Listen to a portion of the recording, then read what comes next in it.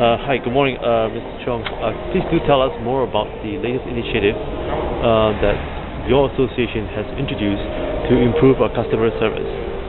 Yes, this is an exciting initiative that Food and Beverage Manager Association Singapore, we are coming out and we call it the Service Excellence Card. In general, let me show you the card first. It's actually in a very nice folders that we actually issue to the key players such as the WDA's directors and also the F&B directors and also some of the corporate guests and including the media. And the whole idea is that we're able to provide the cards for people to identify who has given the best service as for your own perceptions. And this is very important. Why? Because I think over the years we always see there are more people are complaining rather than to complimenting the good service that people really are providing to the customers. And we feel that this will be a good platform to actually kickstart, to start actually looking at people's good points and identify the excellent service, and hopefully one day this will able to move on to much more on a wider scale at a national level. So it is actually our honor actually when we launch it during the Singapore National Restaurant Skill Competition, where this competition is actually ability to attract 42 teams from restaurants as well as from hotels, food and beverage departments to partake, and allowed them to actually exchange the service skill level. And this whole skill guiding level of judging is actually also based on the work development agencies, the WSQ framework.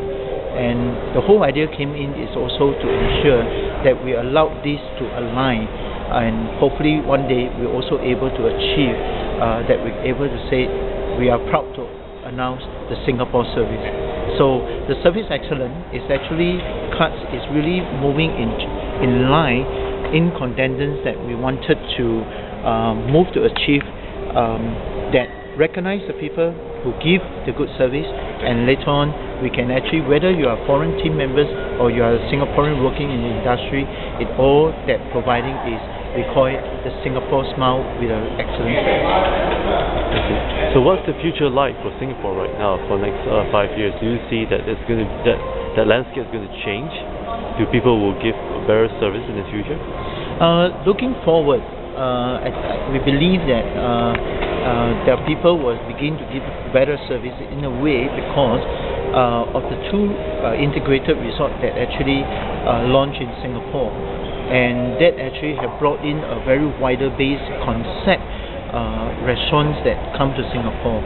The concept means you're coming in from the upper range, you got the fine dining, you have the Michelin chef, you have the top restaurants, and that actually help by itself to provide a competitive way of saying how do I want to give the better service.